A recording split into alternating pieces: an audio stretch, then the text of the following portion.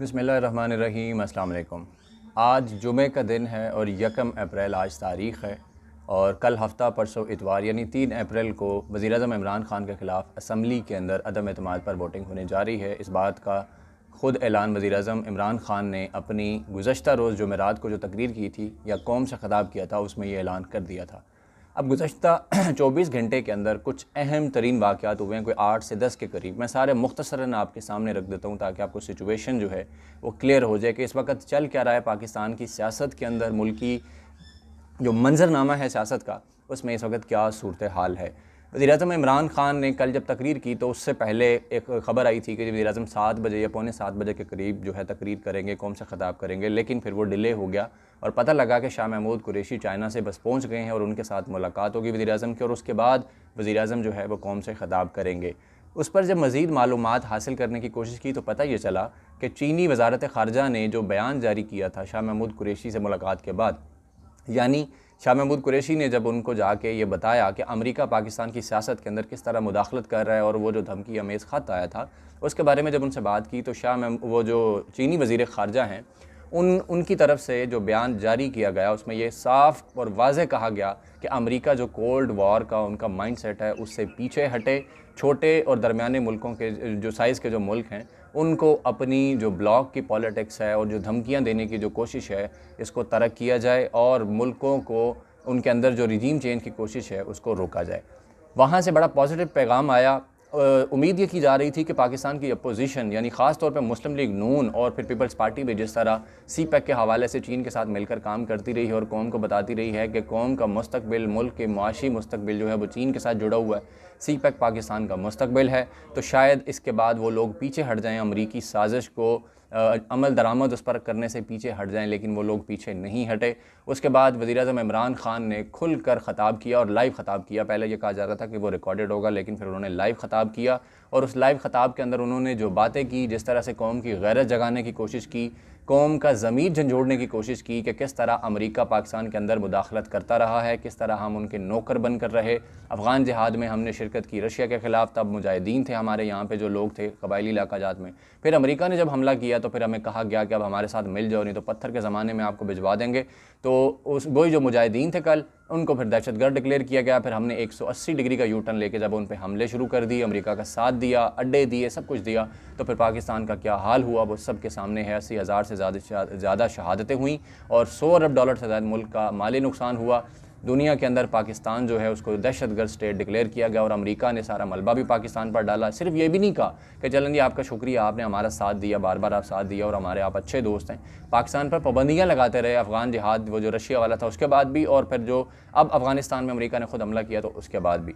इमरान खान ने जब ये कौम से ख़िताब किया और उसके अंदर उन्होंने खुल के कहा और उनके मुंह से वो जो कहते हैं स्लिप ऑफ टंग भी था, या हो भी सकता है कि उनके मुंह से ये निकल गया अमेरिका। फिर बाद में उन्होंने कहा नहीं, एक ताकतवर मुल्क जो है वो धमकी दे रहा है कि आपका जो वज़ीर-ए-आज़म है वो हमें काबिल कबूल नहीं है, उसको हटा दें तो पाकिस्तान के सारे गुनाह माफ़ हो जाएंगे। आपने जो भी गलतियाँ की, जो सब कुछ था, मतलब कौन सी गलतियाँ की भाई, हमने अपने मुल्क का मफाद देखा तो वो गलती है। यानी ये माइंड सेट है और इस मुल्क में बैठे हुए जो अमेरिका के ग़ुलाम हैं, जो दलाली करते हैं उनकी, और उन्होंने भी अमेरिका को ये यकीन दिलाए रखा कि हाँ हम आपके ग़ुलाम हैं और हम आपकी हर चीज़ उस पर यस कहेंगे। मुशर्रफ ने जिस तरह कहा, फिर उसके बाद जरदारी ने जो कुछ किया, ये सारी तफसील इमरान खान ने अपनी तकरीर में बताई कि किस तरह ये सारे अमेरिका के पिट्ठू बने हुए थे। और अब जब हमने उनको कहा कि भाई हम आपकी जंगों में साथ नहीं देंगे, अमन में आपका साथ देंगे, तो फिर उस पर उन्होंने कहा कि जी वो ताकतवर मुल्क हमें कहता है, अमेरिका हमें कहता है कि आप रूस क्यों गए।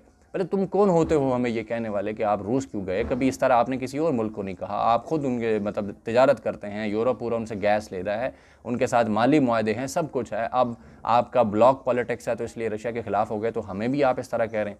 फिर इमरान खान ने एक ये भी कहा कि आप माइंड सेट चेक करें इस मुल्क का कि नवाज़ शरीफ वज़ीर-ए-आज़म था, नरेंद्र मोदी इंडियन हुकूमत में जब वज़ीर-ए-आज़म बन के आया तो नवाज़ शरीफ वहाँ उसकी वो जो तकरीब हलफ बर्दारी था वहाँ पे जाके शिरकत की, इंडियन लोगों से मुलाकात करते रहे, इंडियन अदाकाराओं से और अदाकारों से मुलाकात करते रहे, लेकिन हुर्रियत कॉन्फ्रेंस के जो लोग थे जो कश्मीर में जिद्दोजहद कर रहे हैं उनसे मुलाकात से इनकार कर दिया। और उसके बाद नरेंद्र मोदी की हुकूमत, उनका मीडिया, उनकी फ़ौज जनरल राहील शरीफ को दहशतगर्द कहती थी और नवाज़ शरीफ उनसे मुलाकातें करते थे, उनको शादियों पर बुलाते थे, उनसे खुफिया मुलाकातें नेपाल में जाके करते थे। इमरान खान ने कहा कि मैं ये कैसे बर्दाश्त कर लूँ कि मेरे चीफ़ को, आर्मी चीफ़ को कोई दहशतगर्द कह रहा हो और मैं उसके साथ दोस्तियाँ रखूँ।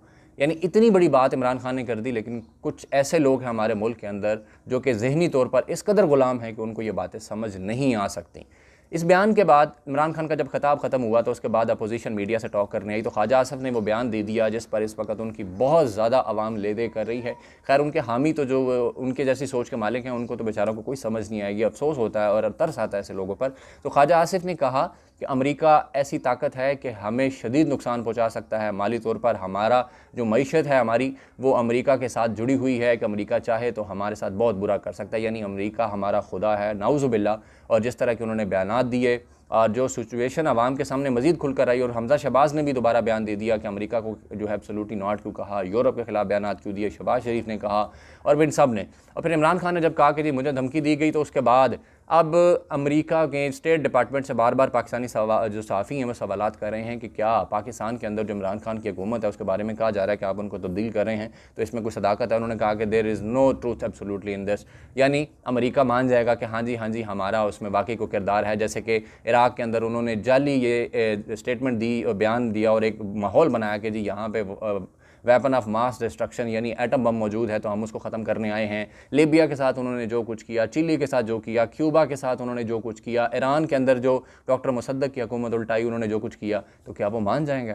मतलब कमाल पाकिस्तानी कितने भोले हैं या कितने बेवकूफ़ आप कह सकते हैं कि उनको लगता है कि अमेरिका फ़ौरी मान जाएगा। और अब इस वक्त पीपल्स पार्टी का जो ऑफिशियल अकाउंट है ट्विटर पे वो शेयर कर रहा है इस खबर को कि जी अमेरिका ने कहा है जी हम इसमें शामिल नहीं हैं। और उसके बाद नून लीग के लोग भी यही कह रहे हैं कि लो जी अमेरिका ने इनकार कर दिया, जंग ग्रुप भी यही कह रहा है, जियो न्यूज़ भी यही कह रहा है, तो सारे उसके बाद ये कोशिश कर रहे हैं। अब इमरान खान के बयानिए की हम बात करेंगे, जिस तरह उन्होंने कहा कि ये गद्दार हैं ये लोग, और उसके बाद नेशनल कौमी सलामती कमेटी का इजलास हुआ और उस इजलास के अंदर उस ख़त की तस्दीक की गई, उस धमकी की, और फिर उसके बाद उन्होंने कहा कि हम शदीद एहतजाज करेंगे। फिर पाकिस्तान में मौजूद अमरीकी जो सफारतकार हैं, जो इस वक्त उनके जो सफारत खाने में जो लोग मौजूद हैं उनका डायरेक्ट सफ़ीर यहाँ पे मौजूद नहीं, लेकिन जो चार्ज दी अफेयर है उसको बुलाकर पाकिस्तान की तारीख़ में पहली दफ़ा उनको एहतजाजी मुरासला थमाया गया, उनके साथ एहतजाज किया गया कि आप किस तरह से हमारे अंदरूनी मामलात में मुदाखलत कर सकते हैं। ये भी एक तारीख़ रकम हो चुकी है और इमरान खान के होते हुए हो चुकी है। इमरान खान बहुत अरसे से ये बात कहते थे कि पाकिस्तान में आप किस तरह से हमारे अंदरूनी मामलात में मुदाखलत कर सकते हैं। 2014 की बात है, जब पाकिस्तान में ड्रोन हमले हो रहे थे तो इमरान खान ने असम्बली में खड़े होकर मौलाना फजलुर रहमान को भी ये कहा था कि आपका नारा अमेरिका के ख़िलाफ़ है, मेरे और आपके जितने भी आपस में इख्तलाफात हैं वो एक जगह, लेकिन आइए मिलकर इस गुलामी के ख़िलाफ़ और अमेरिका के ख़िलाफ़ हम दोनों मिलकर जो है वो आवाज़ बुलंद करते हैं। इमरान खान का मौक़िफ़ आज भी वही है और अब ये सारे जो अमेरिकी ग़ुलाम हैं मिलकर उनके ख़िलाफ़ हो चुके हैं। इमरान खान का बयानिया जो है इस वक्त जीत रहा है। KPK में लोकल बॉडीज़ इलेक्शन का दूसरा मरहला था कल जुमेरात के दिन यानी 31 मार्च को, और उसमें तहरीक इंसाफ ने 65 तहसीलों में से 30 से ज़्यादा तहसीलें जो हैं वो जीत ली हैं। मुस्लिम लीग नून अपने गढ़ से हार गई है, हज़ारा डिवीज़न से हार गई है, और मौलाना फजलुर रहमान बुरी तरह हार गए हैं जहाँ जहाँ उनका होल्ड था। पीपल्स पार्टी हार गई है, जमात इस्लामी दीर से हार गई है जहाँ पे सिराजुल हक का अपना घर है और जो इनका गढ़ कहा जाता है। सिराजुल हक की जो जमात इस्लामी का जो उम्मीदवार था वो भी बुरी तरह हार गया। यानी इस वक्त इमरान खान का बयानिया पाकिस्तानी अवाम के अंदर मकबूल हो चुका है। पाकिस्तानी अवाम जो है वो अमरीकी ग़ुलामी से निकलना चाहते हैं और इस वक्त सिचुएशन जो है वो टोटल इमरान खान के हक़ में है। और इमरान खान अगर इस वक्त इलेक्शंस का ऐलान कर देते हैं तो पाकिस्तान की तारीख़ के अंदर ये एक तारीख़ रकम हो जाएगी कि इमरान खान जो है उनको लैंड स्लाइड विक्ट्री मिल सकती है। अलबत्ता ये भी जो है गुमान ज़ाहिर किया जा रहा है कि मौजूदा जो सिचुएशन है कि जिस तरह ब्यूरोक्रेसी के अंदर नून लीग और पीपल्स पार्टी के लोग काम कर रहे हैं, इलेक्शन कमीशन तक इनका है, सुप्रीम कोर्ट के अंदर बहुत सारे जज इनके हामी हैं, कई जर्नैल तक इनके हामी हैं, तो इमरान खान के लिए जीतना मुश्किल हो जाएगा। इस वक्त ये मुशावरत जारी है। वज़ीर-ए-आज़म हाउस के अंदर ये 2 दिन यानी जुम्मा और हफ्ते के दिन इतवार को तो वोटिंग है अदम एतमाद के ऊपर। वज़ीर-ए-आज़म ने कहा कि जिसका दिल कहे जाए जाके वोटिंग करे, लेकिन ये कौम उन गद्दारों के चेहरे याद रखेगी और उनकी नस्लें जो हैं वो भी याद रखेंगी कि अवाम उनका क्या करती है।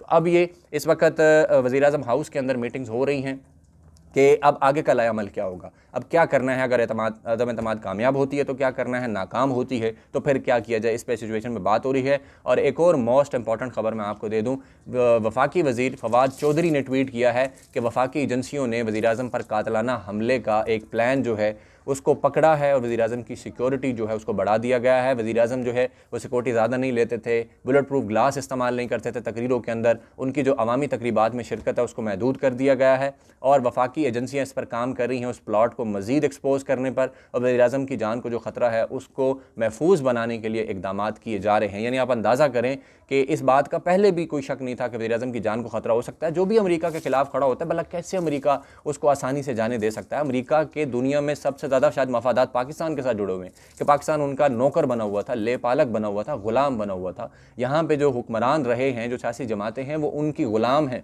अरशद शरीफ ने अपने प्रोग्राम के अंदर ये सारे सबूत और तस्वीर जो है वो दिखा दी हैं कि कौन कौन अमेरिका के जो सफारतकार पाकिस्तान में मौजूद हैं उनसे गुज़श्ता 5 से 6 महीने के अंदर मुलाकातें करता रहा है। जब से अदम एतमाद की बातें हुई और जो सिचुएशन बनी, ख़ास तौर पे जब DGISI फैज़ हमीद को तब्दील किया गया, उसके बाद से क्या सिचुएशन थी, तो ये सारी चीज़ें रोज़े रोशन की तरह अयां हो चुकी हैं। अब अगली वीडियो के अंदर मैं आपको कुछ चीज़ें मज़ीद बताऊंगा कि पाकिस्तान के को 15 से 18 जर्नैल, साबिक जर्नैल, उन्होंने अपोजिशन के बारे में क्या मुतालबा किया है और उसके बाद एंकर इमरान रियाज खान ने 2018 में एक बात की थी, वो बात किस तरह से सच साबित हुई है। अब तक का खुलासा, क्रक्स जो था वो सिचुएशन का मैंने आपके सामने रखा। आइंदा होने वाली चीज़ें जो है वो भी इंशाल्लाह आपके सामने रखूँगा। अब तक के लिए इतना ही। अपना बहुत सारा ख्याल रखिएगा। अल्लाह हाफ़िज़।